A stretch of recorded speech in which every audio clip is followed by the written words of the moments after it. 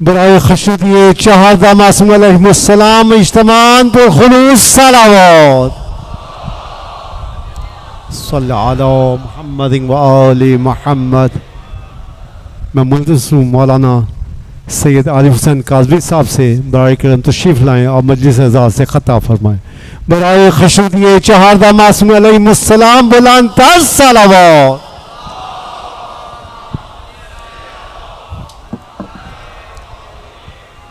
برائے تاجیل امام زمان علیہ السلام اجتماعاً پر خلوص صلوات.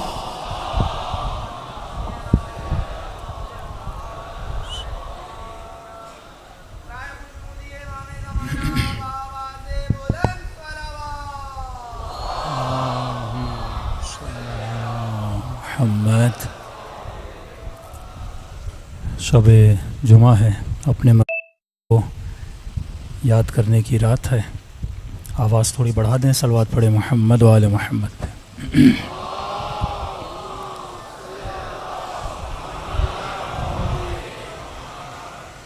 آج کی رات اپنے مرحومین کو یاد کرنے کی رات ہے.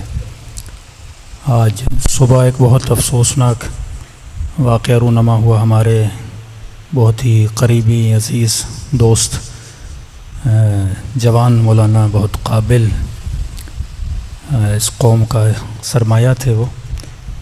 آج صبح ایکسیڈنٹ میں ان کی وفات ہو گئی. اپنے 3 ساتھیوں کے ساتھ مجلس پہ جا رہے تھے. قبلہ مولانا سید سفیر سجاد شیرازی صاحب، بہت ہی قابل، شیخ محسن صاحب کے قابل ترین شاگردوں میں سے. آیت اللہ سیستانی کی بڑی شفقت تھی ان پر نجف اشرف میں. کل رات ہی ہماری بات ہوئی، بس آج لقمہ اجل بنے ہیں. خدا ان کے درجات کو بلند فرمائے، ان کے اہل خانہ کو صبر جمیل عطا کرے. ان مولانا کی درجات کی بلندی کے لیے اور اپنے مرحومین کو یاد کرتے ہوئے ایک مرتبہ سورہ فاتحہ کی تلاوت کریں. بسم اللہ الرحمن الرحیم. الرحمن الرحیم مالک یوم الدین ایاک نعبد و ایاک نستعین صراط الذین انعمت علیہم. بسم اللہ الرحمن الرحیم. بسم اللہ الرحمن الرحیم. بسم اللہ الرحمن الرحیم. ربنا تقبل منا انک انت السمیع العلیم. صلوات پڑھیں محمد و آل محمد.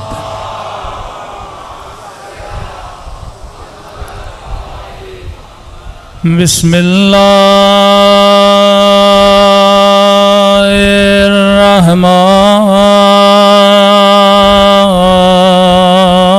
الرحمن الرحیم. الحمد للہ رب العالمین.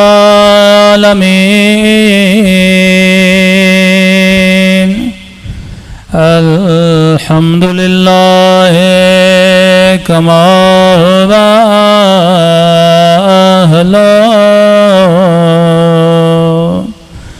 الصلاة والسلام علی سید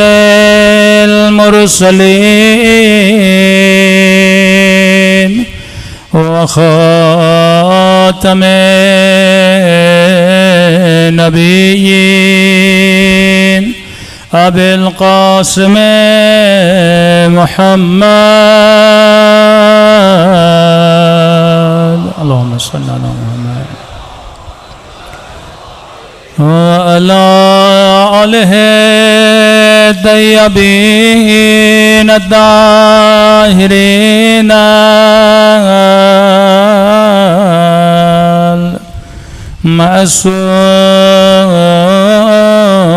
المعصومین. سب مل کے امام کے ظہور کی دعا. اللہم کل ولیک الحجت ابن الحسن صلواتک علیہ فی هذه الساعة وفي كل وليا وحافظا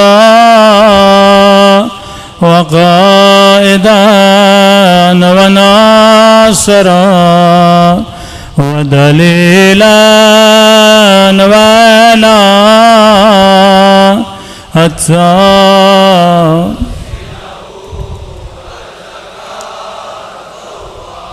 وتمتعه فيها طويلا برحمتك يا ارحم الراحمين. صلوات پڑھے محمد و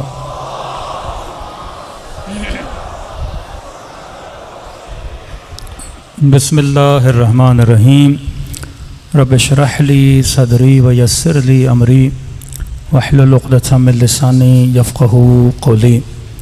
اما بعد فقط قال سبحانہ وتعالی فی محکم کتابہ ان فی خلق السماوات والارض واختلاف اللیل والنہار لآیات لأولی الالباب. صلوات پڑھے محمد و آل محمد.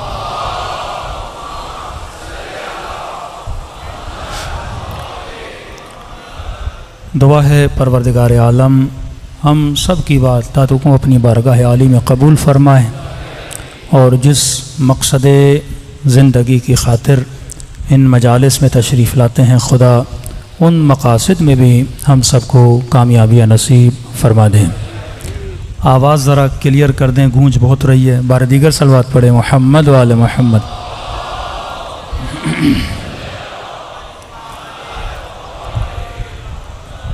پروردگار عالم اپنی کتاب میں اس آیہ کریمہ میں صاحبان عقل صاحبان لب کا ذکر کر رہا ہے کہ ہم نے زمین اور آسمانوں میں اپنی علامتیں اپنی نشانیاں چھپا کے رکھی ہیں اور ان نشانیوں میں غور و فکر وہ کرتے ہیں جو اولی الالباب ہیں. عربی میں لب بولتے ہیں مغز کو. جب آپ اخروٹ لیتے ہیں تو اس کے دو حصے ہوتے ہیں، ایک اس کا کور ہوتا ہے، ایک اس کے اندر مغز ہوتا ہے. تو اولی الالباب وہ ہوتے ہیں کہ جن کے اندر مغز موجود ہو، اور وہ صاحب لب نہیں، مطلب اخروٹ کا کور ہو پر اندر مغز نہ ہو. تو خدا کہتا ہے کئی لوگ ایسے ہیں جن کا جسم انسانی کور میں تو ہے پر ان کے اندر مغز نہیں ہے. اگر مغز ہو تو علی کو اپنا مولا مانیں، اگر مغز ہو تو وہ ہدایت لیں. اگر مغز ہو انسان میں تو انسان اللہ کی نشانیوں سے سیکھتا ہے. تبھی کہا یہ مت دیکھو یہ جتنے لوگ چل رہے ہیں یہ صاحبان عقل ہیں. کبھی رسول نے اپنی حدیثوں میں کہا یہ چلتے پھرتے مردہ ہیں. اصل زندگی یہ نہیں کہ جسم چلے، اصل زندگی یہ ہے کہ بندے کی عقل چلے. اگر عقل کام نہ کرے تو وہ ایک مردہ انسان ہے. کیونکہ ہمارے یہاں زندہ اسے بولا جاتا ہے جس کی باڈی میں حرکت ہو، ایکٹیویٹی ہو. تو اس طرح تو کتنے حیوانات ہیں جن میں ایکٹیویٹی ہے، جسم چل رہے ہیں، گدھے چل رہے ہیں، بلیاں چل رہی ہیں. لیکن اللہ کی نگاہ میں اگر میرا چلنا بھی گدھوں جیسا، بلیوں جیسا اور حیوانوں جیسا ہو، پھر میرے اندر اور اس بلی میں کوئی فرق نہیں ہے. انسان تب بنتا ہے جو اپنے مغز سے کیا کرتا ہے؟ کام لیتا ہے. اگر مغز سے کام نہ لے، تبھی فرمایا اللہ کی سب سے بڑی نعمت اگر کسی بندے کے لیے کوئی چیز ہو سکتی ہے وہ کیا ہے؟ عقل ہے. اعمال کا دار و مدار، میزان الہی جس پر اللہ اعمال کو تولے گا، وہ اعمال عقل کی بنیاد پہ تولے جائیں گے. خدا کثرت کو نہیں دیکھتا، کوانٹٹی کو نہیں دیکھتا، کوالٹی کو دیکھتا ہے کہ بندے نے جو نماز پڑھی ہے وہ نماز عاقلانہ ہے کہ نہیں. اس نے مجلس امام حسین میں شرکت کی ہے، اس کی شرکت عاقلانہ ہے کہ نہیں ہے. مثال دیتا ہوا چلوں، اب ایک بندہ پوری رات نمازیں پڑھے، پوری رات پروردگار عالم کے لیے احیا کرے، جاگے، اللہ کا راز و نیاز کرے، کیا خدا اسے اجر دے گا؟ کیا اجر کوانٹٹی پہ ہوتا ہے؟ کہتے ہیں ایک بنی اسرائیل کا عابد تھا، دن رات عبادتیں کرتا تھا، ملائکوں نے دیکھا کہ پروردگارا جو بندہ اتنی تیری عبادت کرے ہم دیکھنا چاہتے ہیں تو جنت میں سے کون سا مقام عطا کرے گا. تو پروردگار عالم نے کہا وہ جو جنت کا نچلا ترین مقام ہے، یعنی سمجھو 100 منزلہ کوئی بلڈنگ ہے اور سب سے آخری جو مقام ہے جنت کا وہ میں سے دوں گا. تو ملائک پریشان ہو گئے، پروردگارا اب دن میں ہیں ہی 24 گھنٹے، بندہ اور تیری عبادت کتنی کرے، جو اتنی عبادت کرے تو اسے یہ مقام دے رہا ہے. اور جو جنت کے اعلیٰ ترین مقام پر ہوگا کہ فرمایا ہر چیز کا سید ہے، سید الیام، مہینوں کا سید، دنوں کا سید، مردوں کا سید، عورتوں میں سید، محبتوں میں سید، اعمال میں سید. فرمایا رسول اعمال کا سید کون ہے؟ فرمایا اعمال کا سید یعنی سید الاعمال محبت محمد اور آل محمد ہے. سید الایام کون ہے؟ فرمایا سید الایام عید غدیر کا دن ہے. عورتوں کی سید کون ہے؟ سیدۃ نساء العالمین ہے. اسی طرح جنت کے بھی مقامات ہیں، جس طرح آپ دنیا میں دیکھتے ہیں فلاں بندہ کوئی کورنگی میں، کوئی اورنگی میں، کوئی انجولی میں، کوئی DH میں، کیٹیگری وائز علاقے تقسیم شدہ ہیں. فرمایا جنت کا جو سید جنت کے مقامات سے وہ مقام الفردوس ہے جو اعلیٰ ترین مقام ہے. اب ملائک نے پریشانی پوچھا پروردگارا جو بندہ اتنی عبادت کرے یعنی 4-5 گھنٹے سوتا ہے پھر اٹھتا ہے پھر مصلی عبادت پر بیٹھ کر تیری عبادت میں مشغول ہو جاتا ہے اور کتنی عبادت کرے کہ اتنی عبادت کرنے والے کو تو اتنا کم مقام دے گا، تو بتا تو صحیح اعلیٰ مقام کسے ملے گا؟ خدا نے کہا کام کر پہلے جا کے اسے مل کے آ، پھر تجھے اندازہ ہوگا کہ میں نے اسے اتنا نچلا مقام کیوں دیا. بشراً سویہ اسے بشری لباس میں ملک کو بھیجا، تمثیل کی اس کی. یہ آیا اس بنی اسرائیل کے دن رات عبادت کرنے والے عابد کے ساتھ ملنے. کہتے ہیں جیسے بیٹھا، بہار کا موسم تھا، زمین پہ ہریالی، سرسبز گھاس اگی ہوئی تھی زمین پر. عباد اللہ کی نشانی ہے کہ وہ جب اللہ کی نعمتوں کو دیکھتے ہیں تو سبحان اللہ کہتے ہیں. نعمت کو دیکھ کر ریفرنس خدا کی طرف جانا چاہیے، نعمت کو دیکھ کر سورس پروردگار عالم کی طرف جانا. نادان انسان ہوتے ہیں جو نعمت پہ رک جاتے ہیں. اولیاء کی نشانی نعمتوں سے اپنے ذہنوں کو اللہ کی طرف منتقل کرتے ہیں.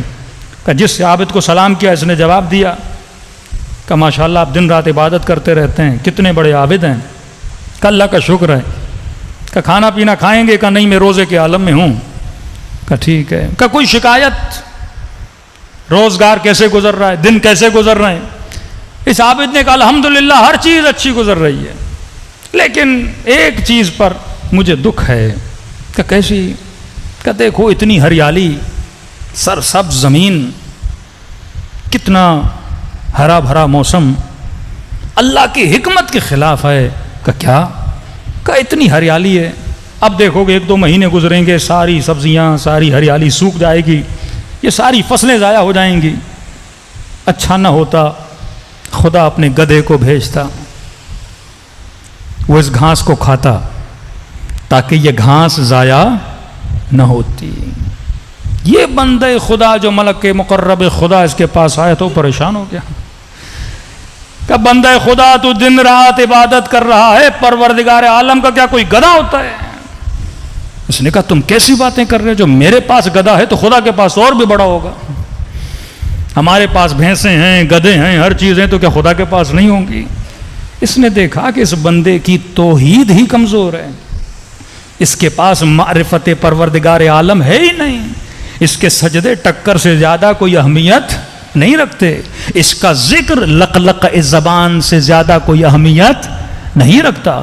تبھی فرمایا التفکر ساعہ، 1 گھنٹے، بعض علماء فرماتے ہیں 1 لمحے کا سوچنا افضل من 70 سنہ، 70 سال سے افضل ہے. یہ 70 سال بار بار آپ مثال سنتے ہیں اہل بیت کے کلام میں، 70 سال ایک بندے کی ایوریج لائف ہوتی ہے.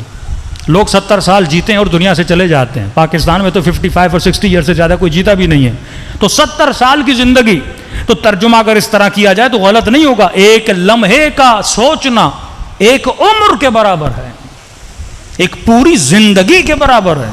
کیونکہ اگر بغیر فکر کے زندگی دی جائے، زندگی جی جائے، اس زندگی کا کوئی فائدہ نہیں ہے. تبھی کہا خدا اگر اعمال کی سزا اور جزا دیتا ہے تو اللہ کا جو ترازو ہے جس بنیاد پر میری نمازوں کو، میری مجلسوں کو، میرے اعمال کو تولا جائے گا، وہ کس بنیاد پہ تولا جائے گا؟ آپ کی عقل کی بنیاد پہ تولا جائے گا۔ جس کی عقل جتنی زیادہ اس کا اجر اتنا زیادہ۔ اب عقل کل ہیں رسول، اور رسول نے کہا انا مدینۃ العلم وعلی بابها، میں شہر علم ہوں اور علی اس کا کیا ہے؟ دروازہ ہے۔ تو جو جتنا علی اور آل علی سے قریب ہوگا اس کی عقل اتنی زیادہ ہو جائے گی۔ تو مجلسوں میں آنے کا ایک مقصد یہ بھی بنا کہ ہم مجلسوں میں آ کر اپنی عقل کے پیالے کو بھرتے ہیں تاکہ خدا محمد اور آل محمد کے صدقے میں ہماری عقل کو کیا کرے؟ بلند کرے۔ صلوات پڑھے محمد و آل محمد پر۔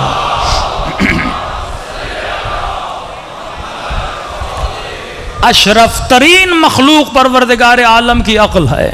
شیخ صدوق اپنی کتاب میں لکھتے ہیں خدا نے سب سے پہلے جس کو خلق کیا، کس کو خلق کیا؟ عقل کو خلق کیا۔ اکثر لوگوں کو یہ حدیث سمجھ میں نہیں آتی کہ عقل کو خلق کیا، پھر عقل کو کہا میرے قریب آ، عقل قریب آئی، پھر کہا مجھ سے دور چلی جا، پھر دور چلی گئی، پھر کہا دائیں جا، پھر دائیں چلی گئی۔ اس کے بعد خدا نے کہا کہ میں نے اپنی بہترین مخلوق اگر بنائی ہے، عقل بنائی ہے۔ کہ اس کا مطلب کیا؟ میرے قریب آ، قریب آئی، دور جا، دور جا۔ مطلب عقل اطاعت خدا میں مشغول رہتی ہے۔ خدا کہتا ہے آ تو آتی ہے، خدا کہتا ہے جا تو جاتی ہے۔ خدا کہے اسماعیل کا گلا کاٹ، ابراہیم کاٹنے جاتے ہیں۔ خدا کہے نمرود کی آگ میں کود جا، تو ابراہیم کود جاتے ہیں۔ یہ رضاً برضا کی منزل پہ ہوتے ہیں، اللہ کی مشیت، اللہ کی رضا کو دیکھتے ہوئے اپنی زندگی کو گزارتے ہیں۔ اب کیا ہر مومن کی عقل برابر ہے؟ کیا ہر بندہ جو پیدا ہوتا ہے سب کی سیم عقل ہوتی ہے؟ ایسا نہیں ہے۔ کسی کی عقل برابر نہیں ہوتی، کسی کی عقل سیم نہیں ہوتی۔ ایک ہی گھر میں ٹوئنس بچے پیدا ہوں، جڑوا بچے، ایک ہی باپ کا لقمہ کھائیں، ایک ہی باپ کی زیر نظر تربیت میں رہیں، لیکن جب دونوں بیٹے بڑے ہوتے ہیں، مثلاً ایک کنجوس ہوتا ہے، ایک سخی ہوتا ہے، جڑوا بچے ایک گھر میں پلے، ایک لقمہ کھایا، ایک تربیت پائی، ایک ماں کا دودھ پیا، لیکن ایک بڑا کنجوس، ایک بڑا سخی۔ ایک بچہ سفرے کے قریب جائے گا، چیزیں اٹھائے گا اور سب کو تقسیم کرتا ہوا دے گا۔ دوسرا بچہ مر جاؤ اس کے ہاتھ سے کوئی چیز لے ہی نہیں پاؤ گے، اتنا روئے گا، اتنا روئے گا، آپ کو وہ چیز نہیں دے گا۔ تو پیدائش کے اعتبار سے ہر بندے کی عقل سیم نہیں ہوتی۔ لیکن ایک مثال دوں، آپ نے دیکھا ہوگا جب ریسنگ ہوتی ہے تو اس میں نمبرز ہوتے ہیں 1 2 3 4 5۔ وہ جو ریسنگ لائن ہوتی ہے وہ برابر نہیں ہوتی، کچھ آگے کچھ پیچھے۔ تو کبھی آپ نے سوچا یہ ناانصافی نہیں ہے کہ دوڑتے تو سب ایک ہی سیٹی پر ہیں، لیکن کچھ کے نمبر آگے کچھ کے نمبر پیچھے؟ تو جب ان ریسنگ والوں سے آپ پوچھیں گے، کہتے ہیں ہاں اسٹارٹنگ پوائنٹ الگ الگ ہے پر ان کا فاصلہ اینڈنگ پوائنٹ سے برابر ہے، اس میں کوئی فاصلہ نہیں ہے۔ پیدا ہوتے ہوئے ہم سب کی عقلیں برابر نہیں ہوتی، لیکن انسان کی اینڈنگ کس طرح ہونی ہے اس میں ہم سب کیا ہیں؟ برابر ہیں۔ اس میں ہدایت کے اعتبار سے خدا نے سب کو کیا رکھا ہے؟ برابر رکھا ہے۔ اب عقل کا کام کیا ہے؟ عقل کا کام یہ ہے وجود انسان کو بیلنس کرے۔ انشاءاللہ ان 10 دنوں میں اگر فرصت ہوئی، ہم ساری مطالب تو بیان نہیں کر سکتے، میرے چھٹے امام جعفر صادق علیہ الصلوۃ والسلام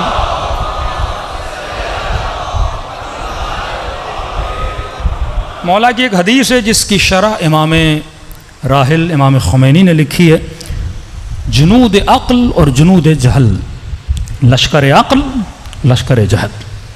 کہتے ہیں 75 لشکر ہیں جہالت کے اور 75 لشکر ہیں عقل کے۔ یہ ہر انسان کے اندر ہیں، بالفعل یا بالقوہ۔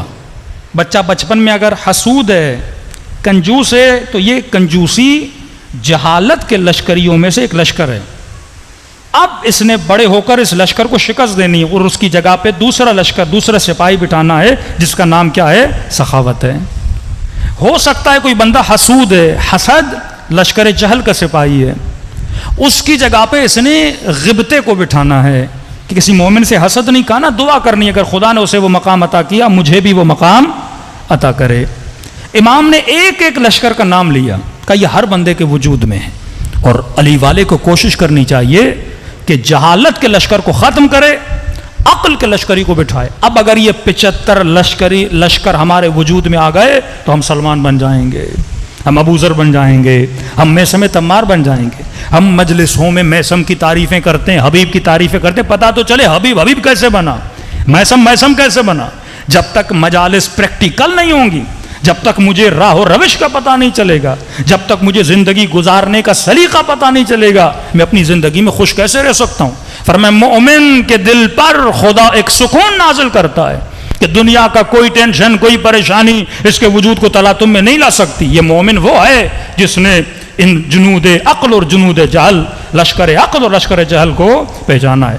دوسری دلیل اس ٹاپک کو اختیار کرنے کی کہ آج جو ہمارے ملک کے حالات چل رہے ہیں، مکمل طور پر اس ملک پر جہالت کی حکومت ہے، عقل کی حکومت نہیں ہے۔ لوگ یہ سمجھتے ہیں کہ جہل کے مقابلے میں علم ہے، لاکھ معصوم فرماتے ہیں نہیں، علم جہالت کے مقابلے میں نہیں ہے، علم کے عقل کے مقابلے میں جہل ہے، علم کے مقابلے میں جہل نہیں ہے۔ کیونکہ آپ کے معاشرے میں کئی ایسے عالم ہیں جو جاہل ہیں۔ جاہل اسے بولتے ہیں جس میں عقل نہیں، جاہل اسے نہیں بولتے جس میں علم نہیں۔ قاضی شرح صاحب علم ہے لیکن عقل ہے کہ نہیں؟ عقل نہیں ہے، مطلب جاہل ہے۔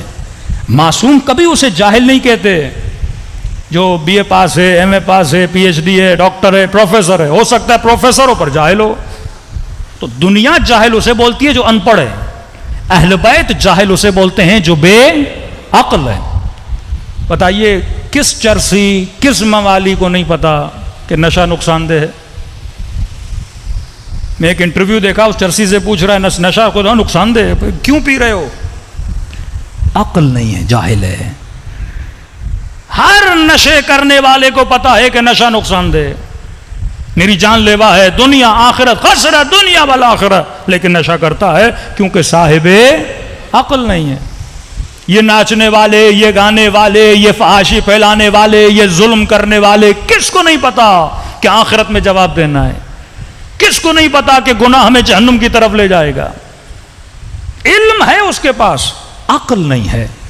اس عقل کو بندہ مضبوط کرے۔ جناب یوسف کا واقعہ 100 آیتوں میں خدا نے بیان کیا، یہ بتانے کے لیے کہ شہوت تیرے پاس بھی ہے، شہوت سب کے پاس ہے۔ یوسف کے پاس بھی شہوت تھی، لیکن یوسف نے اپنی عقل کی مینجمنٹ کے اندر اپنی شہوت کو کیا کیا؟ کنٹرول کیا۔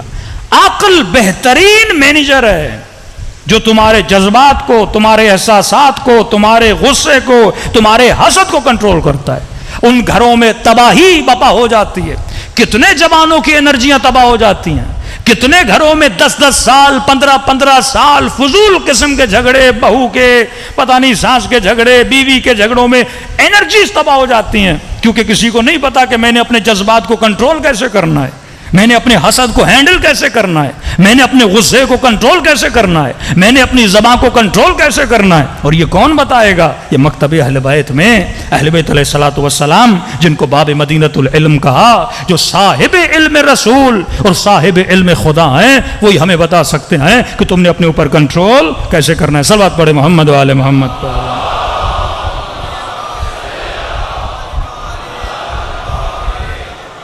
وَأَجِّلْ فَرَجَهُمْ، تو پروردگار عالم کی آج جو بیس ہے، جو مبنا ہے انسان کے اعمال کی سزا اور جزا کی، عقل ہے۔ اب دیکھیے ایک بندہ دن رات نماز، ہمارے ایک دوست سے ریسنٹلی ان کو طالبان کے لوگ عراق میں لے کر گئے، بہت بڑے افغانستان کے نیوز اینکر تھے، بہت بڑے اینکر تھے، تو برملا بولتے تھے، وہ ڈرتے نہیں تھے، ان کی پالیسیوں کے اگینسٹ بولتے تھے۔ ہم بھی پریشان ہوئے جب ان کو گرفتار کیا، ہمارے کلاس میٹ تھے وہ،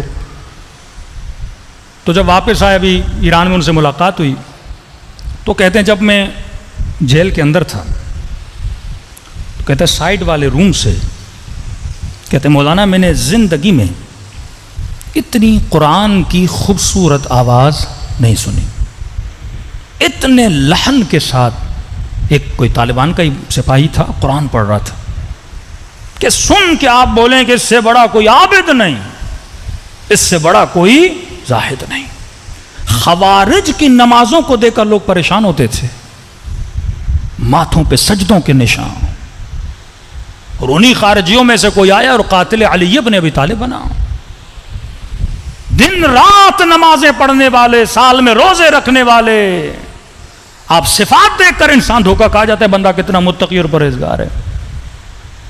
لیکن وہی بندہ بم باندھ کے مسجد میں آتا ہے، اللہ اکبر، اور سارے لوگ چلے گئے، کیونکہ صاحب عقل نہیں ہے. وہ عابد کسی کام کا نہیں جس میں عقل نہ ہو، وہ زاہد کسی کام کا نہیں، وہ عزادار کسی کام کا نہیں جس کے اندر عقل نہ ہو، وہ مسلمان کسی کام کا نہیں. آج معاشرے کو بے عقلی نے گھیرا ہوا ہے، جس کو ہم بولتے ہیں ماڈرن بے عقل. ایک تو جہالت تھی، جہالت عرب، جہالت کہن، جس جہالت کو رسول خدا ختم کرنے کے لیے آئے. اپنی ثقافتوں میں الجھے ہوئے، اپنے ماحول میں الجھے ہوئے، اپنی رسموں میں الجھے ہوئے عرب عجیب غریب قسم کے قانون بنائے ہوئے تھے. ان ساری ثقافتوں کو رسول نے آ کے توڑا، ان کی جہالتوں کو ختم کیا.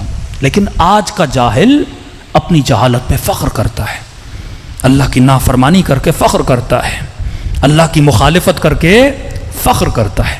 تبھی فرمایا حدیث کے جملے رسول خدا کے کہ اللہ نے تجھے 2 نبی عطا کیے ہیں. ایک نبی ایکسٹرنل ہے، ایک نبی انٹرنل ہے. باہر والے نبی پر سبھی ایمان رکھتے ہیں. اشہد ان محمدن عبدہ ورسولہ. کون سا ایکٹر، کون سا مسلمان، کون سا سیاستدان، کون سا حکمران ہے جو یہ کلمہ نہ پڑھے؟ میں گواہی دیتا ہوں محمد اللہ کا رسول ہے. اور ہم شیعہ تو تھوڑے اور بھی تیز ہیں ان چیزوں معاملات کہ اگر کوئی رسول کی بات نہ مانے اس پہ لعنت ہے، اگر کوئی رسول کا حکم نہ مانے اس پہ لعنت ہے. رسول فرماتے ہیں قیامت کے دن اس مسلمان کو اٹھایا جائے گا، اللہ کہے گا بھیج دے اسے جہنم میں. کہے گا پروردگارا کیوں بھیج رہے ہو؟ کہا کہ تو نے میرے نبی کو قتل کیا. کہے گا پروردگارا میں تو رسول کے زمانے میں تھا نہیں، 1400 سال بعد پیدا ہوا، نہ نبی کو دیکھا نہ مصطفیٰ کو دیکھا، میں تو کلمے پڑھتا رہا، اس کی نعتیں پڑھتا رہا، اس کے سرود اور نشیدیں پڑھتا رہا، اور آپ کہہ رہے ہو میں نے نبی کو قتل کیا. کہ نہیں، وہ ایکسٹرنل نبی تھا، باہر والا.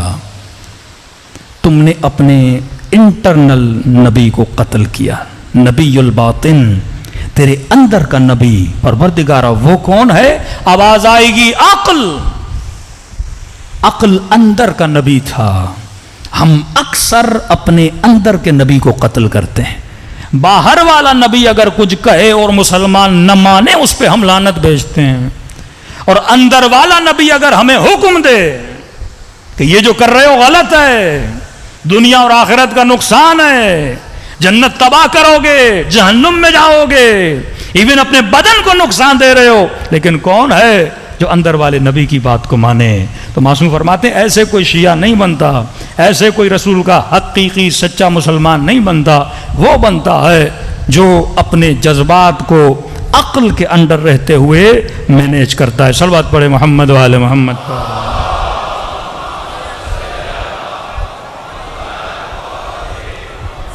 وَعَجِّلْ فَرَجَهُمْ. اب عقل کا کام کیا ہے؟ آپ کے اندر کچھ جذبات ہیں اور یہ ہر انسان کے اندر کامن ہے. ہر انسان کے اندر قوہ غضبیہ ہے، غصے کی طاقت. ہر انسان کے اندر قوہ شہوانیہ ہے، شہوت. کوئی انسان نہیں جو ان چیزوں سے خالی ہو، اور اگر خالی ہے تو عیب ہے، نامکمل ہے. اگر یہ چیزیں نہیں تو انسان نہیں ہے. تیسری چیز قوہ ادراک ہر انسان کے اندر ہے. اب ہر قوے کے 3 مراتب ہیں معصوم فرماتے ہیں. مثلا قوہ شہوت، قوہ غضب، غصہ. ہر انسان میں غصہ اگر سب سے زیادہ ہو جائے تو بھی برا، غصہ بالکل نہ آئے تو بھی برا. غصے کو بیلنس میں ہونا چاہیے، میانرو ہونا چاہیے. اگر بہت زیادہ ہو جائے غصہ تو اسے تہور بولتے ہیں، اگر بالکل نہ ہو تو اسے جبن بولتے ہیں، اور اگر بیچ میں آ جائے تو اسے شجاعت بولتے ہیں. بیچ ہے شجاعت، بیلنس کرنا. اور یہ بیلنس کرنا کس کا کام ہے؟ بیلنس کرنا انسان کی عقل کا کام ہے. عقل اس کو کیا کرتی ہے؟ بیلنس کرتی ہے. جبن یعنی ڈرپوک، بندے میں غصہ ہے لیکن ڈرپوک ہے، میدان چھوڑ کے بھاگ جاتا ہے. آخری منزل ہے تہور، غضب، یعنی شجاع نہیں ہے، شجاعت سے 4 قدم بندہ آگے. یہ بھی بے وقوفی ہے، یہ بھی عقل مند کا کام نہیں ہے کہ 2 دوستوں میں ضد لگ جائے، بولے ہم اس پل سے چھلانگ لگائیں گے، اب جو بہادر ہے چھلانگ لگائے. یہ بہادری نہیں، یہ بے وقوفی ہے. تو چھلانگ لگائے پتہ نہیں مر جائے تو کیا ہوگا؟ تو کتنے لوگ مر جاتے ہیں. ہمیشہ جناب بڑا بہادر ہے، مگر مچھ کے منہ میں اپنا سر دے دوں گا. انگریز کرتے ہیں نا ایسے کام. تو کیا پتا حیوان بندہ ہے، کہیں پر بھی منہ بند کر لے تو زندگی چلی گئی. یہ جوان جو ایکسٹرا آرڈنری بائک چلاتے ہیں، گاڑی کی ریسنگ لگاتے ہیں اور سمجھتے ہیں ہم بہادر ہیں کہ سب کی موٹر بائکیں 2 ٹائروں پہ چلتی ہے، میں 1 پہ چلاؤں گا، تجھ سے بڑا کوئی بے وقوف نہیں ہے. یہ دنیا کی سب سے بڑی یہ تہور ہے. معصوم فرماتے جو تہور میں مبتلا ہے وہ صاحب عقل نہیں ہے، بے وقوف آدمی ہے. جو اپنے آپ کو نقصان دے، جو سوچے نہ، جو غور و فکر نہ کرے میں جو کر رہا ہوں وہ نقصان دے. فری میں مر جاؤ گے، خسر دنیا والآخرہ، کچھ بھی نہیں ملے گا. 4 شیر کھڑے ہیں، 5 شیر کھڑے ہیں، بولے بندہ میں بڑا بہادر ہوں، آگے جاتا ہوں اور یا علی بول کے جاتا ہوں. یہ بے وقوفی ہے. امیر المومنین نے بولا میرا نام لے کے شیروں کے مقابلے میں چلے جاؤ. بہادر ہو تو وقت کے یزید کے مقابلے میں جاؤ نا. ہاں بہادر ہو تو وقت کے دشمن کے مقابلے میں جاؤ. یہ بہادری نہیں ہے. الا یہ کہ بندے کو یقین ہو کہ میں ان شیروں پہ حاوی ہو سکتا ہوں، کیلکولیشن اس کی 100% ہو. امیر المومنین کو یقین ہے کہ شیر علی پہ حملہ نہیں کرتا. امام جواد کو پتا ہے کہ شیر میرے قدموں میں بیٹھ جاتا ہے. یقین کامل ہو. لیکن اگر تجھے پتا نہیں، تہور، آج پوری دنیا کو تہور نے گھیرا ہوا ہے. یہ جہازوں سے چھلانگے لگانا، سارے کام کرنا. ابھی واقعہ ہوا ٹائٹین پتہ نہیں کیا دریا کے سمندر میں $2.5 لاکھ خرچ کر کے بندہ اپنی موت خریدنے چلا جائے. بھائی کیوں جا رہے ہو؟ کیونکہ مال تھا، پیسہ تھا، ڈگریاں تھیں، پر علی والی عقل نہیں تھی. اگر بندہ صاحب عقل ہو تہور میں نہیں جاتا. دوسرا، اگر یہ کم ہو جائے غضب، جبن، وہ بھی خلاف عقل ہے. کہ میدان جہاد میں موت کے ڈر سے بندہ بھاگ جائے. عربیوں بولتے ہیں جبان، ڈرپوک بندہ، جبن ہو. اہل بیت کبھی کسی میدان کو چھوڑ کے نہیں بھاگے. شجاعت. اور شجاعت یہ نہیں کہ بندہ تلوار چلائے، یہ بھی شجاعت میں نہیں آتا. اپنی عقل سے اپنے غصے کو ہینڈل کرے. شجاعت کبھی یہ ہے کہ تلوار نکالے اور کبھی یہ شجاعت ہے کہ تلوار کو نیام میں ڈالے. کبھی جنگ کرنا شجاعت ہے، کبھی حسن کا صلح شجاعت ہے. یہ عقل کا کام ہے. غصہ بندے کو آتا ہے، کبھی خاموش رہنا شجاعت ہے. باپ بڑا ہے، باپ نے کچھ بول دیا، چپیڑ مار دی، باپ ہے. اب بندے کو غصہ تو آتا ہے، سیلف اسٹیم ہے انسان میں، سیلف ریسپیکٹ ہے، باپ نے مار دیا 4 بندوں کے سامنے. کہ یہاں پہ شجاعت یہ ہے کہ اپنے اعضاء پہ کنٹرول کر. وَلَا تَقُولُ لَهُمَا اُفٍّ، ماں کو اف نہ کہنا، باپ کو اف نہ کہنا.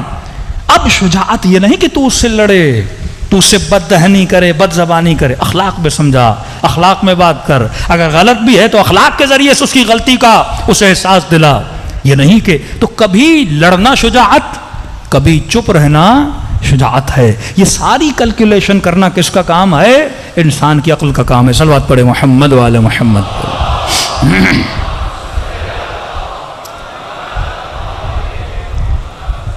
دوسرا ہے شہوت. قوہ شہوت کو بھی اگر کسی نے کنٹرول کرنا ہے تو کس نے کرنا ہے؟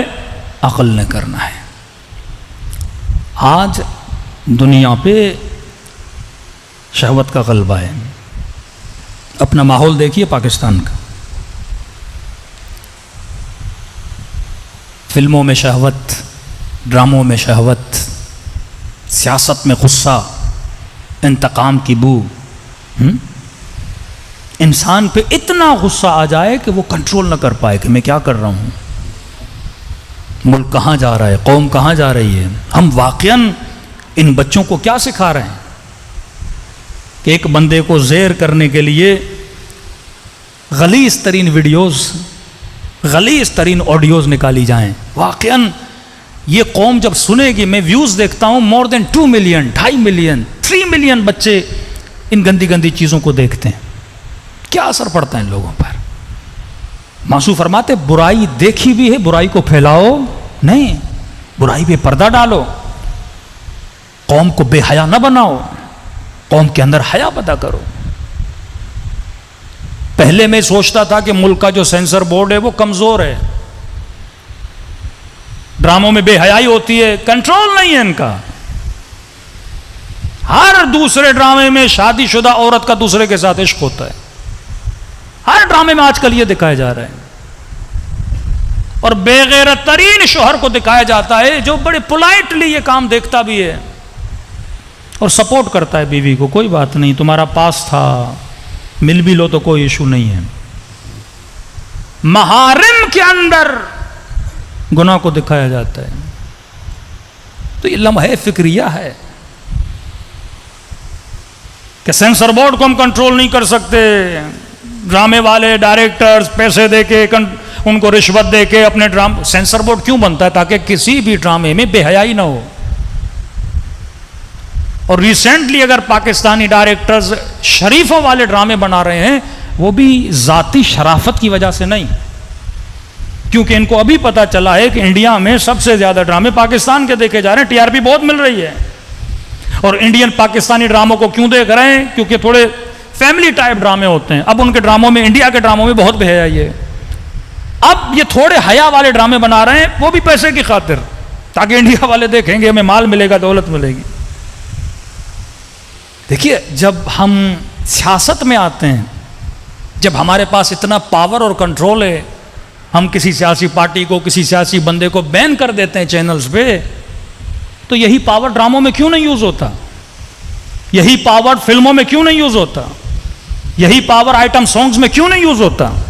کہ قوم کے اندر بے حیائی، پاکستان کے قانون کی مخالفت کی جا رہی ہے. سینسر بورڈ بنا اس لیے تھا کہ اس ملک میں فلمیں بنے گی، ڈرامے بنے گی، وہ گناہ نہیں ہے، لیکن اس کے اندر فحاشی نہیں ہوگی. تو جب انسان کا ارادہ ہو تو انسان کرتا ہے. جب اپنے نسلوں کی پرواہ ہو کہ واقعاً ہم کون سا زہر اپنی قوم کو دے رہے ہیں، جب انسان کو پیاس لگتی ہے، قوہ شہوت ہر انسان میں ہے، مولوی غیر مولوی کی بات نہیں، ہر انسان میں شہوت ہے. اب میں نے شہوت کو پورا کہاں پہ کرنا ہے؟ یہ عقل حکم دیتا ہے. آپ کو پیاس لگی ہے، پانی پینا ہے. اب پانی صاف شفاف گلاس سے پینا ہے یا میں نالی کا پانی پینا ہے؟ یہ عقل حکم کرے گا کہ پانی پی، لیکن پاک و پاکیزہ پانی پی، پانی پی، شفاف پانی پی. یہ مقتدر حلقوں کا کام ہوتا ہے کہ قوموں کو وہ روٹس دیں. اگر معاشرے میں، جوانوں میں شہوت کی بھوک ہے، وہ آلات، وہ ٹولز، وہ اسباب بناؤ، وہ نوکریاں، وہ جابز، وہ سہولتیں پیدا کرو کہ جوان جلدی سے شادی کر سکے. معاشرہ ایسے حسینی نہیں بنتا، معاشرہ ایسے علوی نہیں بنتا. اگر جوان کے اندر کسی چیز کی بھوک ہے، آپ اس بھوک کو پورا نہیں کرو گے کہ مولانا پتہ نہیں میرے بچے کو کیا ہے، دن رات اس نے سکون تباہ کیا ہوا، کبھی ادھر دوڑتا ہے، کبھی ادھر دوڑتا ہے. گھر والوں کا سکون، فلیٹ میں رہتے ہیں، نیچے جو ہیں ان کا سکون تباہ کیا ہوا ہے. تو بندے خدا غضب نکالنے کے طریقے ہوتے ہیں. کسی بچے میں غضب زیادہ ہے، کسی میں کم ہے. اب عقل اس کو ہینڈل کرے گا. کیوں معصوم نے کہا تیر اندازی کرو، سوئمنگ کرو، گھوڑے سواری کرو، وہ ورزشیں، وہ اسپورٹس معصوم نے بتائی جس سے انسان کا غضب کیا ہو جائے؟ خالی ہو جائے. جب یہ بچہ اپنا غضب نہیں نکالے گا، جب یہ وہ اسپورٹ نہیں کرے، یہ کس کی؟ اسٹیٹ کی ذمہ داریاں ہوتی ہیں. ہر سوسائٹی کے سامنے ایک پارک ہونا چاہیے، ہر سوسائٹی میں سوئمنگ پول ہونا چاہیے، صحیح قسم کی ورزشیں مردوں اور عورتوں کے لیے ہونی چاہیے، جس طرح ویسٹرن ورلڈ میں، جس طرح سلجھے ہوئے ملکوں میں یہ سہولتیں ہوتی ہیں. اب پاکستانی بچہ غصہ کہاں نکالے؟ پارک وہ جاتا نہیں، سہولت نہیں ہے، جان کا خطرہ، کوئی بچے کو باہر بھیجتا نہیں. اب وہ سارا غصہ کہاں نکالے گا؟ گھر میں نکالے گا. باپ جاب سے تھکا ہوا آیا، بچے کو غصہ نہیں نکالنے دے رہا، اوپر سے اپنا غصہ بچے پہ اتار رہا ہے. تو یہ کیسی نسل تربیت پائے گی؟ یہ نسل واقعاً کیسی بنے گی؟ جو نسل غصے سے بھری ہوئی ہے، جس کی فکر غصے سے بھری ہوئی ہے. تبھی معصومین نے، اگر آپ نے اپنے بچوں کو تربیت دینی ہے تو یہی معصومین کے فرامین کہ اپنے بچوں کو صحیح تربیت دو. جب تک ان کو ہینڈل کرنا نہیں آئے گا, واقعاً اس کبھی جوان میں غصہ ہوتا ہے, اس نے غصہ کہاں نکالنا ہے, تو اپنی زندگی کے کچھ آورز اسپورٹ کے لیے بندہ مخصوص کر دے, جہاں کہ اس کی باڈی کے اندر جو غصے کے سیل ہیں اس کی باڈی سے کیا ہو جائیں, باہر نکل جائیں. صلوات پڑھیں محمد و آل محمد پر.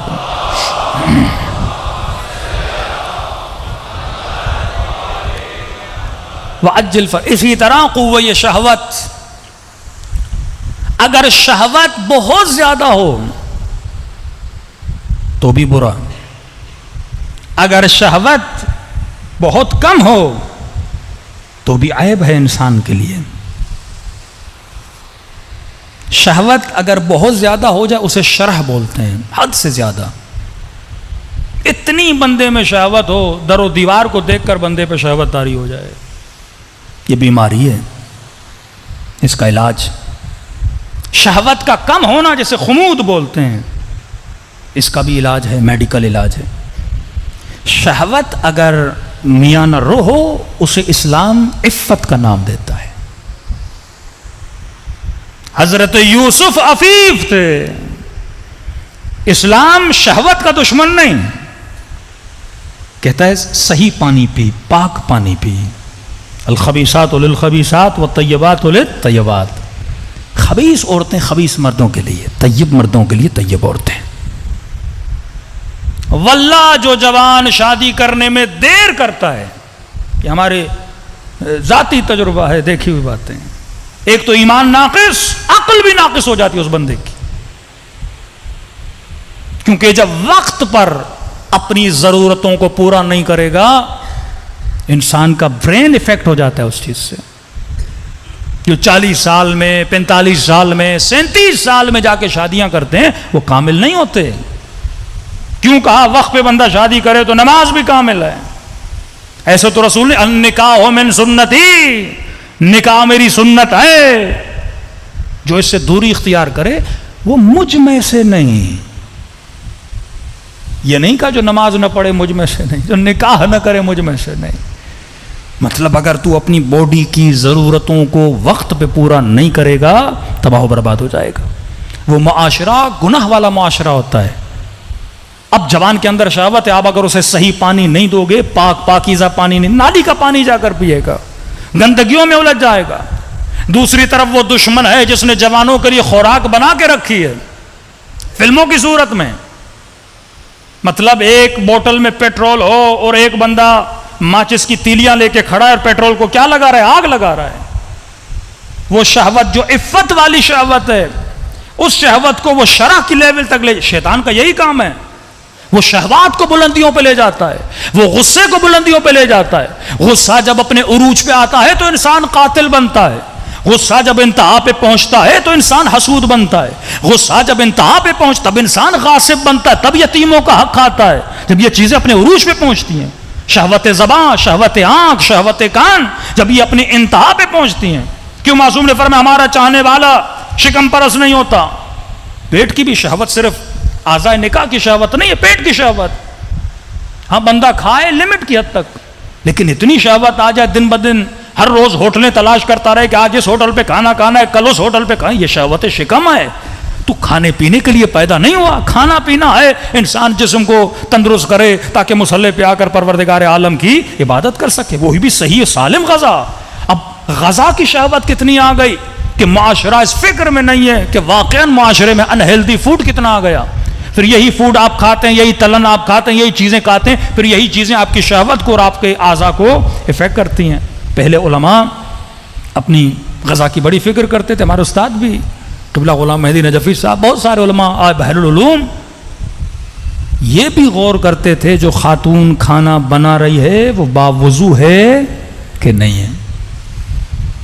اتنا احتیاط کیا جاتا تھا کہ شکم میں جو دیکھیے اسلام ایک پیکیج کا نام ہے, اسلام ایک میتھ کا نام ہے. تصور کیجئے دو ترازو ہیں, اگر کوئی چیز اس میں زیادہ جائے گی یہ ترازو اوپر چلا جائے گا, آپ ان بیلنس ہو جائیں گے. آپ نے ہر چیز کو بیلنس رکھ کے چلانا ہے. شہوت زیادہ ہو گئی نقصان دہ, شہوت کم ہو گئی نقصان دہ, اس کو آپ نے کیا کرنا ہے, بیلنس کر کے چلانا ہے. اور یہ بیلنس کون سکھاتا ہے, انسان کی عقل سکھاتی ہے. ہر چیز کو کیلکولیٹ کرو کہ جو کر رہا ہوں اس سے دنیا کا فائدہ آخرت کا نقصان کیا ہوگا. اور جس کی کیلکولیشن پرفیکٹ ہوتی ہے, تربیت اسلام کے اندر کیلکولیشن کرتا ہے, اس کی دنیا بھی آباد, اس کی آخرت بھی آباد. صلوات پڑھے محمد والے محمد.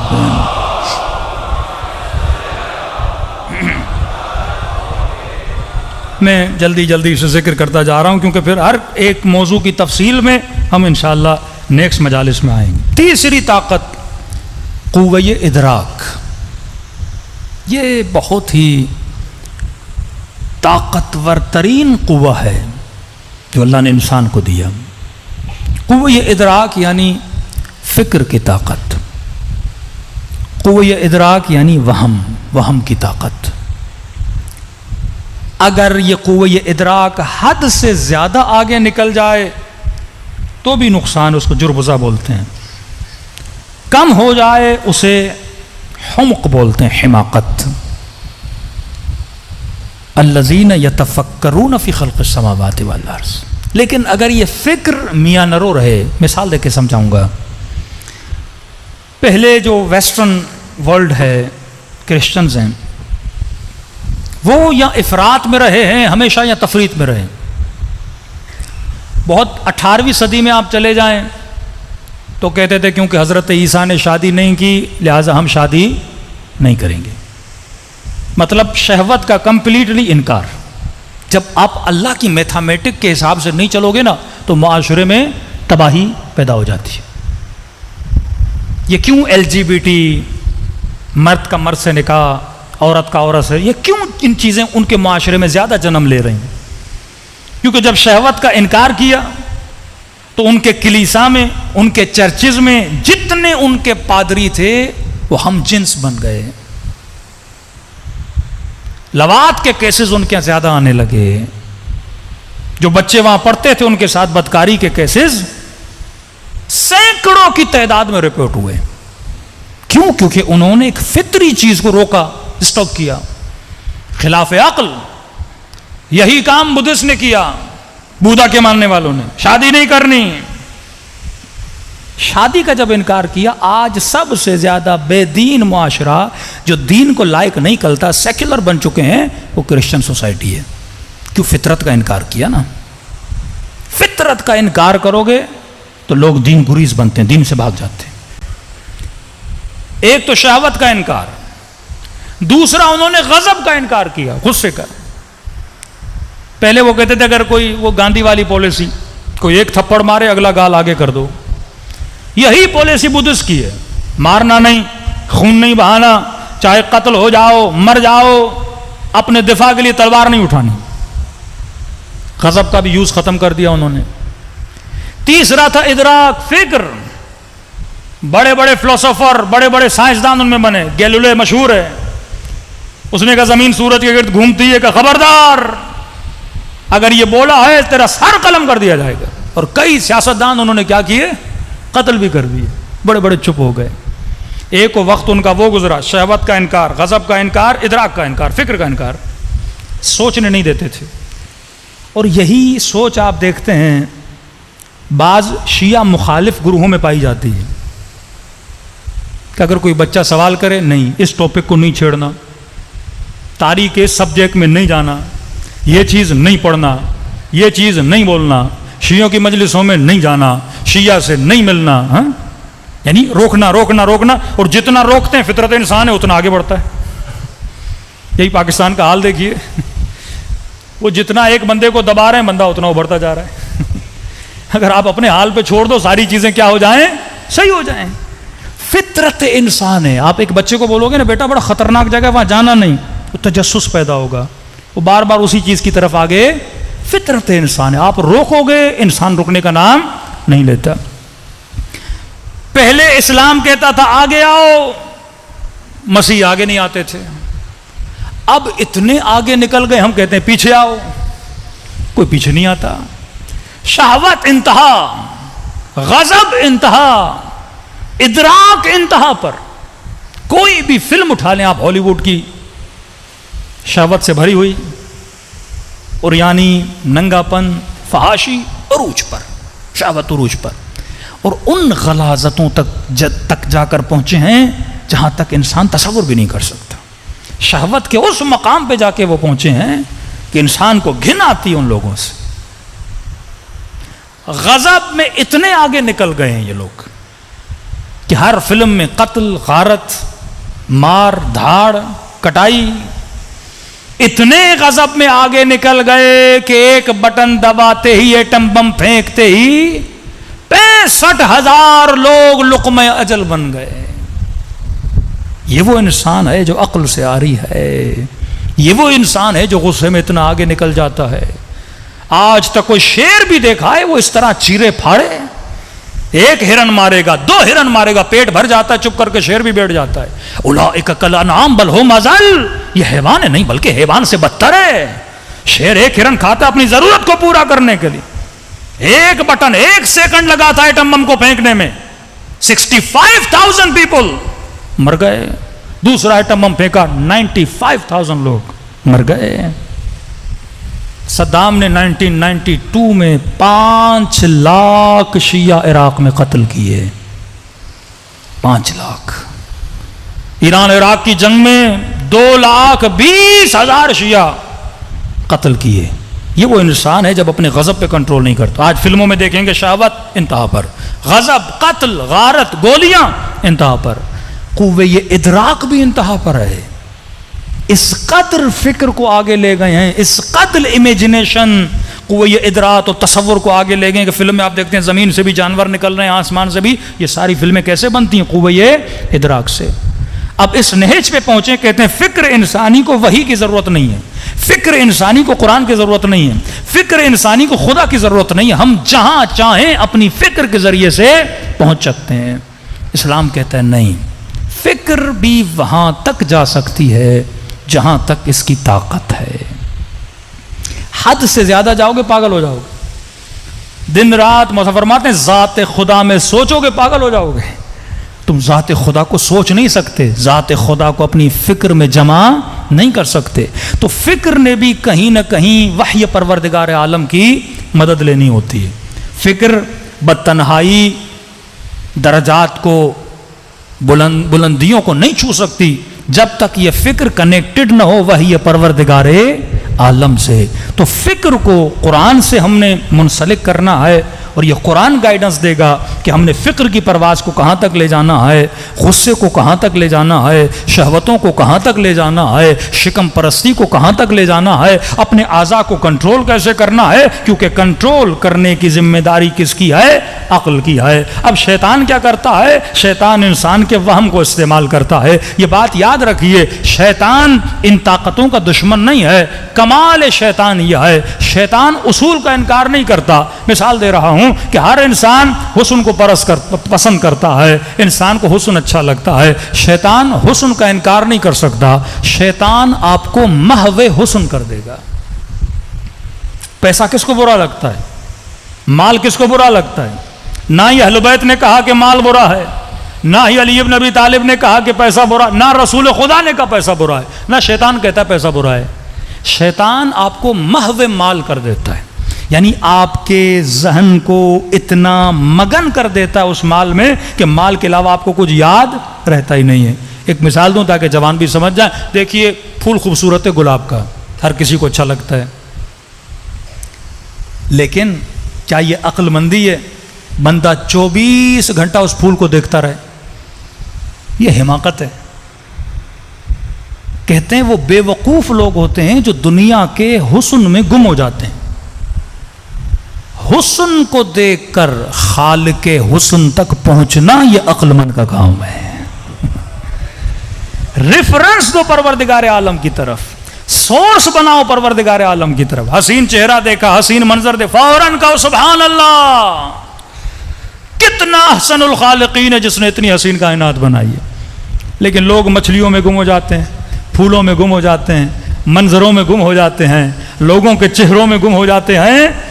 بھائی دیکھتے دیکھتے دیکھتے کتنا دیکھو گے؟ بالآخر تو میک اپ اتر جائے گا، حسن ختم ہو جائے گا، بالآخر تو جوانی ڈھل جائے گی، بڑھاپا آ جائے گا. تو عقل مند کیا ہے؟ اس حسن سے اللہ کے حسن تک پہنچتا ہے. طاقت میں محو نہیں ہوتا. پرویز مشرف بولتے تھے نا کہ یہ وردی میری چمڑی ہے. کہ وردی کوئی چمڑی ہوتی ہے؟ نہانے جاؤ گے تو اتارو گے نا، بالآخر تو اتر جائے گی. لیکن اتنا قدرت میں بندہ محو ہو جائے کہ بولے بس یہ طاقت مجھ سے کبھی جانی نہیں ہے، یہ حکومت تو ہمیشہ میرے پاس رہے، یہ تخت تو ہمیشہ میرے بھائی کوئی چیز دائمی نہیں ہے. وَيَبْقَى وَجْهُ رَبِّكَ ذُو الْجَلَالِ وَالْإِكْرَامِ. آیت اللہ العظمیٰ بہجت، اللہ ان کے درجات کو بلند کرے. ایک پیارا جملہ فرماتے تھے تعلم اتنا اہم نہیں ہے. آپ مجلسوں میں آتے ہیں نا تعلیم کے لیے، تعلم کے لیے چیزیں سیکھتے ہیں، نماز واجب ہے، روزہ واجب ہے، خوش اخلاقی، ہاں یہ ساری چیزیں. کہتے ہیں تعلیم تو بہت لوگوں کو ہے، عمل نہیں ہے لوگوں میں. عمل کے لیے تذکر بہت ضروری ہے. کہتے ہیں خود کو تذکر دیا کر، خود کو بار بار بار بار بار بار. خدا نہ خواستہ جھوٹ بولا ہے، خود کو بار بار بولا کر، اے بندے خدا تو نے اتنا بڑا گناہ کر دیا، تو نے اللہ کے دربار میں جھوٹ بولا، تو نے اتنا بول تاکہ تیرے وجود کو اس کی کیا ہو جائے، عادت ہو جائے. کبھی کبھی دل کچھ کہتا ہے، عقل کچھ کہتا ہے. امام خمینی فرماتے ہیں جب یہ دو چیزیں تیرے پاس آئے نا، دل ہے کوئی خواہش اظہار کرتا ہے کہ میں کروں، عقل حکم کہتا ہے نہ کرو. یہ امیر المومنین کا بھی قول ہے. فرماتے ہیں فوراً عقل کی سنا کرو، دل کی نہ سنا کرو. اور جب تم ریپیٹڈلی عقل کی سنو گے تو دل بھی تابع عقل بن جائے گا. یہ سکون کی سب سے بڑی کنجی ہے. لوگ بے سکون کیوں رہتے ہیں؟ کیونکہ ہمیشہ دل اور عقل میں جنگ چھڑی رہتی ہے. دل کچھ کہتا ہے، عقل کچھ کہتی ہے. اکثر کئی نوجوان آتے ہیں، مولانا کوئی لڑکی پسند آ گئی ہے، دل کرتا ہے شادی کروں، عقل کہتا ہے نہ کروں، خاندان اچھا نہیں ہے، ہاں اور بہت سارے مسائل ہیں، والدین راضی نہیں ہیں. اب جب دل اور عقل کی جنگ ہوتی ہے نا تو بندہ بے سکون ہو جاتا ہے، نہ یہاں کا رہتا ہے نہ وہاں کا رہتا ہے. امیر المومنین فرماتے ہیں فوراً عقل کی مان، پھر آہستہ آہستہ یہ دل تیرے عقل کے کنٹرول میں آ جائے گا. اور دل جب عقل کے کنٹرول میں آیا تو بندے کی زندگی میں کیا آ جاتا ہے؟ سکون آ جاتا ہے. کیلکولیشن کر اپنے عقل کے، اگر سکون چاہتے ہو زندگی میں تو کس کی سنو؟ عقل کی سنو. اور عقل کون سا؟ جو تابع وحی پروردگار عالم ہو. کبھی کبھی عقل تابع وہم بن جاتا ہے، کبھی کبھی عقل تابع شہوت بن جاتا ہے. مطلب حاکم عقل کو ہونا ہے، عقل نیچے آتا ہے، شہوت اوپر آ جاتی ہے. اب شہوت عقل سے کام لیتی ہے اور عقل غلام شہوت بن جاتا ہے. جس طرح کربلا میں ابن سعد کی عقل تابع غضب تھی، شمر کی عقل تابع شہوت تھی، قاضی شریح کی عقل تابع مال تھی. جو مال کہہ رہا تھا اسی کے مطابق وہ اپنے عقل کو چلا رہا تھا. صلوات پڑھے محمد و آل محمد پر.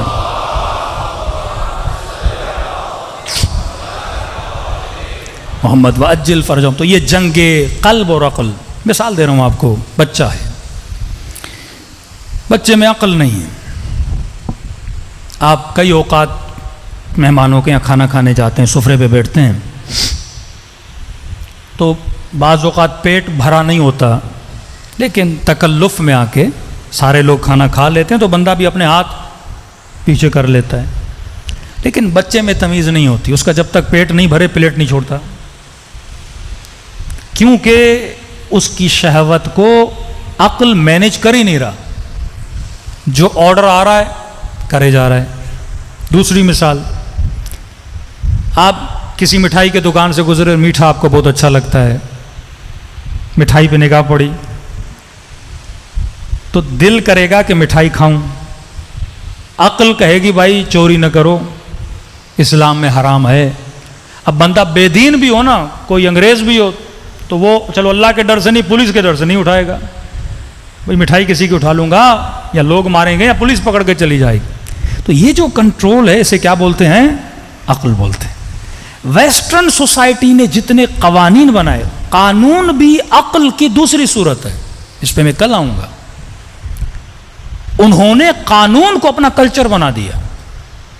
وہ معاشرہ قانون مند معاشرہ ہے کیونکہ ہم بولتے ہیں عقل مند معاشرہ ہے.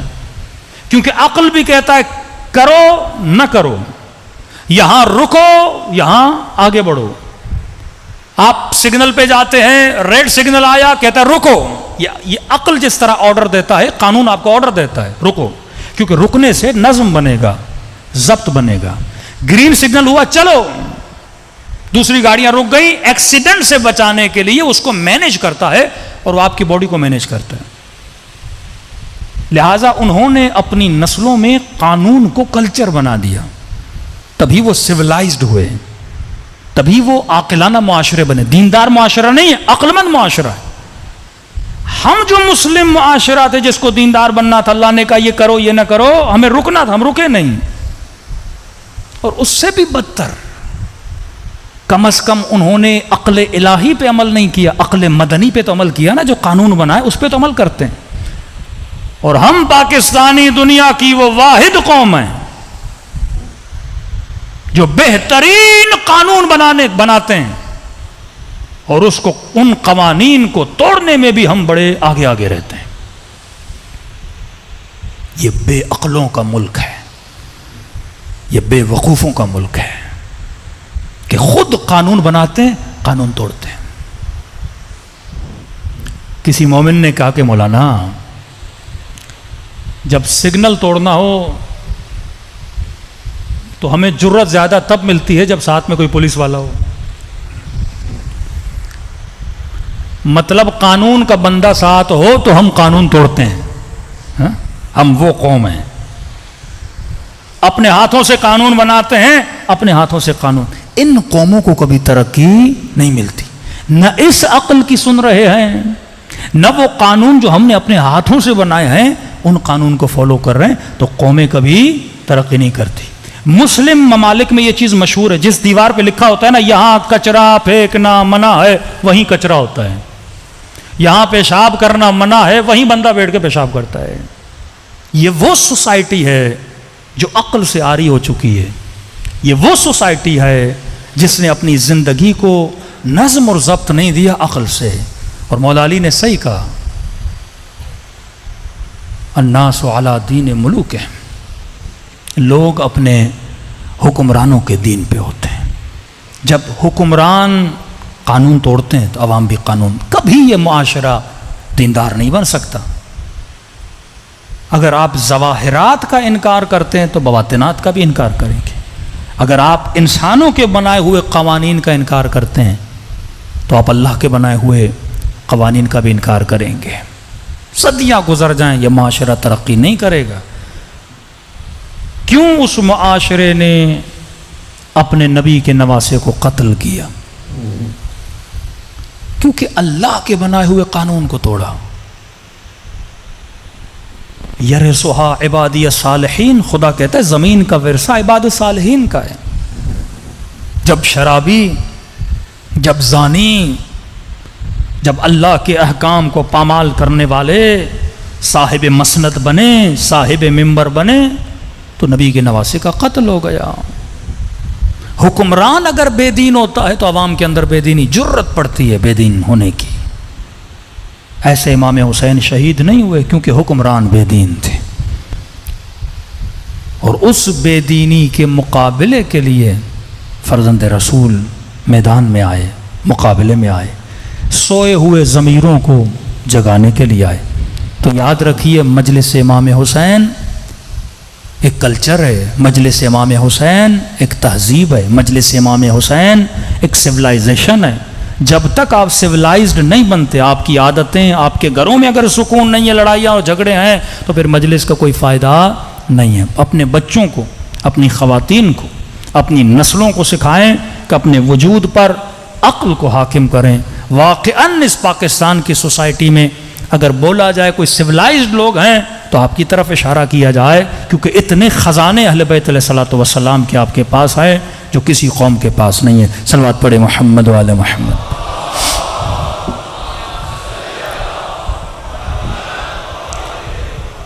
وَأَجِّلْ فَرْجَهُمْ، شہادت ابی عبداللہ الحسین فرماتے ہیں یہ رزق پروردگار عالم ہے. یہ رزق خدا کسی کو نصیب نہیں کرتا. جس کے نصیب میں ہوتا ہے وہ فرش عزا امام حسین پہ تشریف لاتا ہے۔ اور خوش نصیب ہیں، آج پہلی محرم بھی ہے اور شب جمعہ بھی ہے، مطلب شب مخصوص زیارت امام حسین ہے۔ ہر شب جمعہ مستحب ہے امام حسین کی زیارت کی تلاوت کی جائے، اور شہادت ذکر امام حسین امام کی شہادت سے پہلے رسول خدا نے کیا، جو اہل سنت کی کتابوں میں موجود ہے۔ ملتا جناب سیدہ امام حسین ابھی پیدا ہوئے تھے، گہوارے میں تھے، رسول خدا کی خدمت میں لے کر آتی ہیں۔ رسول کی نگاہ جیسے امام حسین پہ پڑتی ہے تو زار و قطار رونے لگتے ہیں۔ فرماتی بابا آپ میرے بیٹے کو دیکھ کے رو کیوں رہے ہیں؟ فرماتے ہیں بیٹی فاطمہ میرے اس نواسے کو کربلا میں پیاسا مارا جائے گا، بے کفن مارا جائے گا، اس کے جنازے پہ گھوڑے دوڑائے جائیں گے، 3 دن ان کے لاشیں خاک کربلا پہ پڑے رہیں گے۔ اس وقت بیٹی سوال کرتی ہیں بابا کوئی ہوگا جو میرے بیٹے کی عزاداری کرے؟ کوئی ہوگا جو میرے بیٹے کا ماتم کرے؟ فرماتی ہیں جی میری بیٹی، خدا ایک قوم بنائے گا۔ کتنے خوش نصیب و رسول نے اس زمانے میں تجھے یاد کیا، جن کے جوان میرے حسین کے اکبر پہ گریہ کریں گے، جن کے بوڑھے حسین اور کربلا کے بوڑھوں پہ گریہ کریں گے، جن کی عورتیں کربلا کی عورتوں پہ گریہ کریں گی۔ تب جناب سیدہ نے کہا کہ بابا میں بھی تب تک جنت میں نہیں جاؤں گی جب تک ان عزاداروں کی شفاعت کا بندوبست نہ کروں۔ میرے چھٹے امام فرماتے آئے مومن، ذاکر نے ابھی مسائل پڑھے نہیں، پڑھنا چاہتا ہے، تو ابھی رویا نہیں، رونا چاہتا ہے۔ فرمایا تیری آنکھوں سے آنسو ابھی آئے نہیں، ٹپکنا چاہتے ہیں۔ فرمایا تم سب کے سروں کے پیچھے میری دادی زہرا کھڑی ہو جاتی ہیں، دعا کے لیے ہاتھوں کو بلند کرتے ہیں، خدا یہ میرے حسین کا عزادار ہے۔ کتنے خوش نصیب ہو آج سیدہ کی زباں پہ تیرا نام ہے۔ میرے امام زین العابدین فرماتا ہے مومن جب بھی مجلس میں آؤ یہ سوچ کے بیٹھا کرو یہ تیرے زندگی کی آخری مجلس ہے، کل کس کو نصیب ہو نہ ہو۔ بلخص آج کی رات اپنے مرحوموں کو یاد کیا کریں۔ فرمایا جو دل تڑپ رہا ہے زیارت حسین کے لیے وہ خلوص دل سے مجھ حسین کو سلام کرے، اگر نہ چاہتے ہوئے تیری آنکھوں سے آنسو آ گئے تو یہ مت سمجھنا یہ تیرے آنسو ہیں، یہ حسین نے تیرے سلام کا تجھے جواب دیا ہے۔ سینوں میں جتنی طاقت ہے اپنے مولا کو یاد کریں۔ السلام علی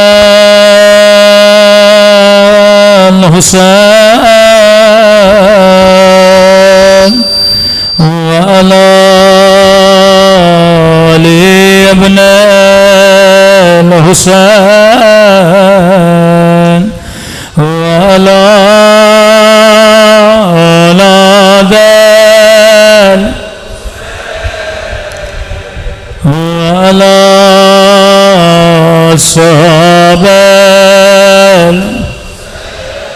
بلند آواز سے السلام علی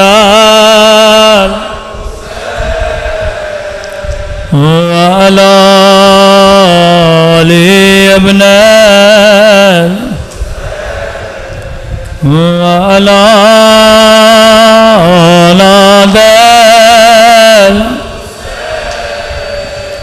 وعلی صحابہ بلند آواز سے السلام علی وعلی علی ابن وعلی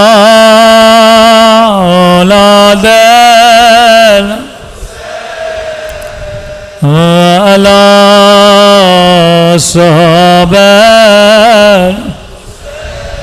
میرا سلام زینب کی لٹی ہوئی چادر پہ. آواز تھوڑی بڑھا دیں. میرا سلام 4 سالہ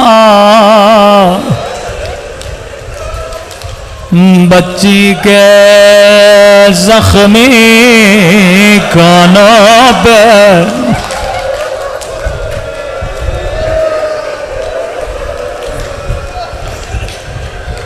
میرا سلام زخمی رخساروں پہ.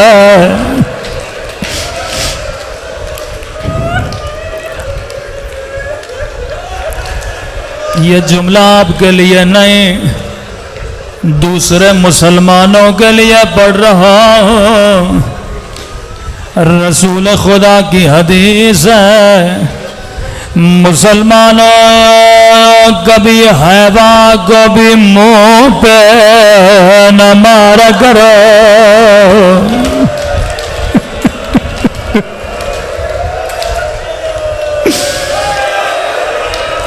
میرے پیارے نبی کا فرمان ہے کبھی حیوان کو بھی منہ پہ نہ مارا کرو.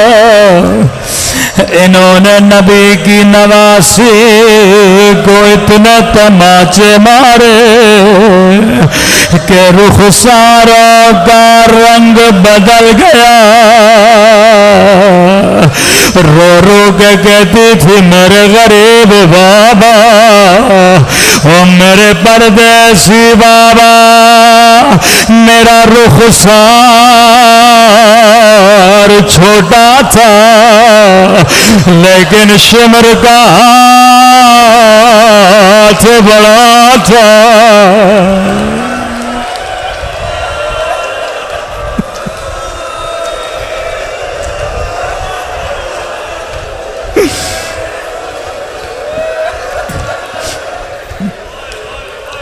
میں قربان حسین کی یتیمہ بچی پہ آج اپنے مرحوموں کو یاد کریں.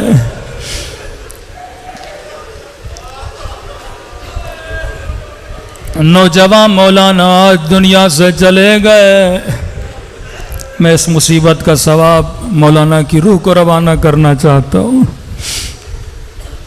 فرمایا اے مومن جب جب پانی پیو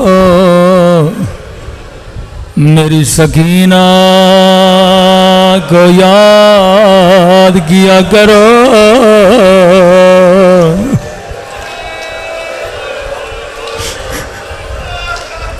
میں کہتا ہوں آفس میں پانی پیو یا گھر میں پانی پیو 4 سالہ بچی کو یاد کیا کرو.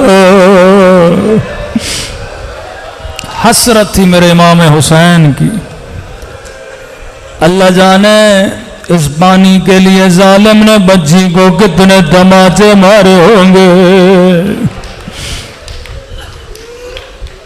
کا ایک ایک گھونٹ کے لیے ہماری سکینہ کو تماچے مارے گئے.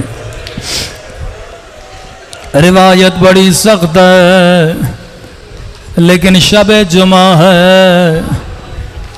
میں اپنے مولا کو سکینہ کا واسطہ دینا چاہتا ہوں.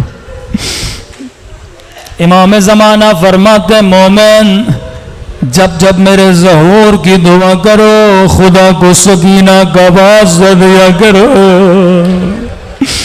اللہ یہ واسطہ کبھی رد نہیں کرتا. عزیز علی ان تری الخلق ولا ترى مولا میرے لیے بڑا مشکل ہے، میری آنکھیں سب کو دیکھ رہی ہیں لیکن آپ کے چہرے سے محروم ہے۔ ایسا واسطہ جو خدا کبھی رد نہ کرے۔ روایت کے جملے ہیں، کسی نے میرے چوتھے امام سے کہا مولا شمر کی کیا کوئی اپنی بچی نہیں تھی؟ جو صاحب اولاد ہو، جس کے پاس بیٹیوں کا اولاد ہو، وہ کبھی بچیوں کو تماچے نہیں مارتا۔ امام نے فرمایا صاحب اولاد تھا۔ کہ مولا پھر سکینہ سے دشمنی کیسے؟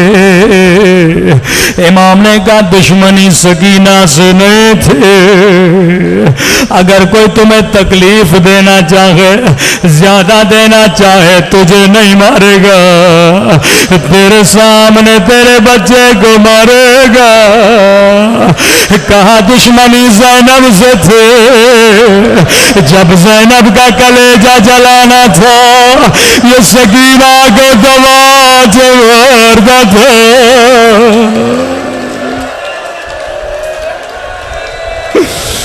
جب مجھے تکلیف دینے تھے یہ سکینہ کو تازیانے مارتا تھا۔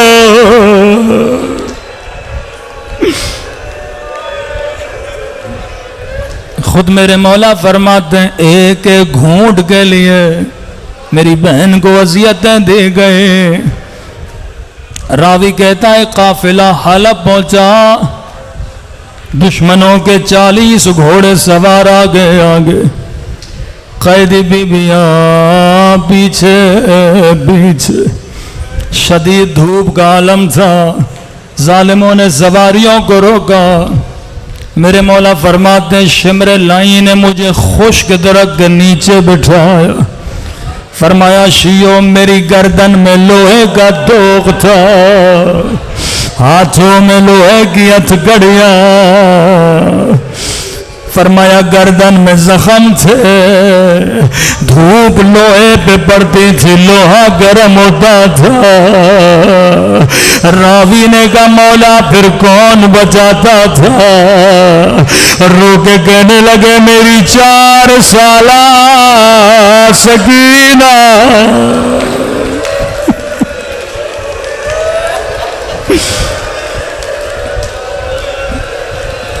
قدیمی مومن و امام کا جملہ سمجھنا، فرمایا میری 4 سالہ سکینہ۔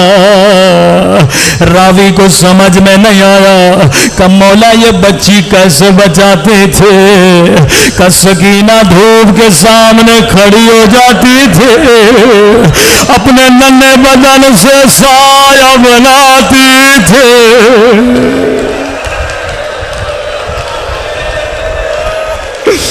میں قربان ننھی سکینہ میں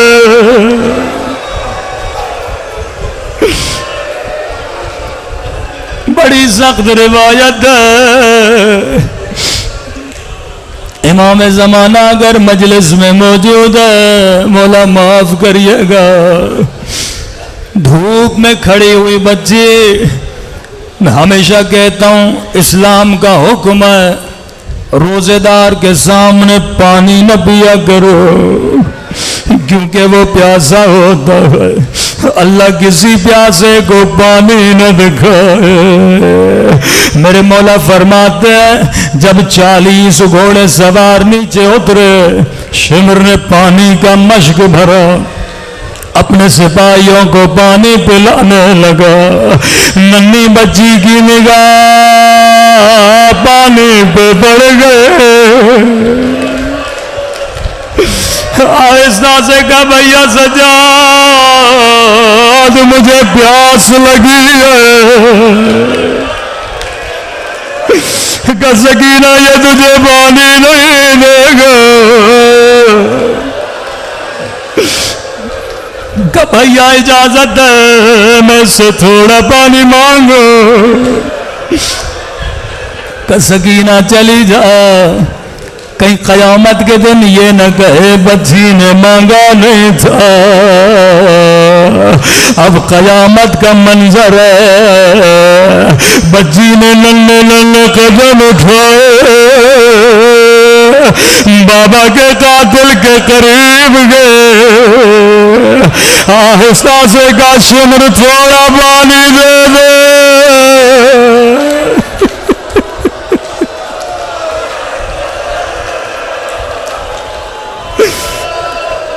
مجھے خدا کی قسم اگر کہتا سکینہ پانی نہیں دوں گا بچی دوبارہ نہ مانگ دے، لیکن راوی کہتا ہے لعین نے کوئی جواب نہیں دیا، اپنے سپاہیوں کو پانی پلاتا رہا۔ 40 سپاہی، ایک کو پانی پلایا، دوسرے کو پانی پلایا، تیسرے کو پانی پلایا، حسین کی بچی اس کے پیچھے پیچھے، شاید اس کے بعد مجھے پانی دے گا، شاید اس کے بعد پانی دے گا۔ راوی کہتا بچی چل چل کے تھک گئے، زمین پہ بیٹھ گئے، کہنے لگی سب کو پلا دے، بعد میں مجھے تھوڑا پانی دینا۔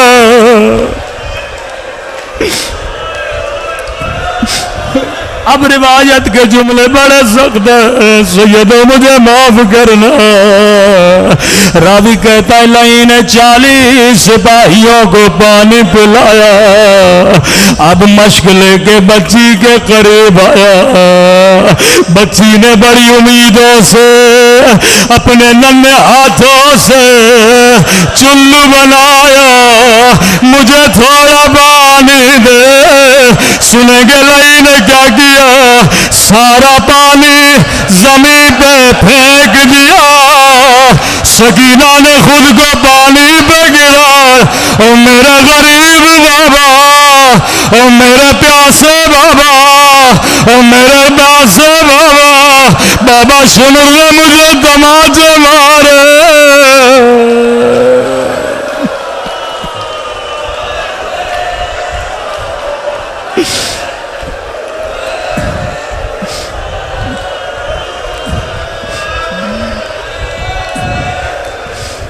او میرے غریب الوطن بابا، اے خدا تجھے سکینہ کی یتیمی کا واسطہ،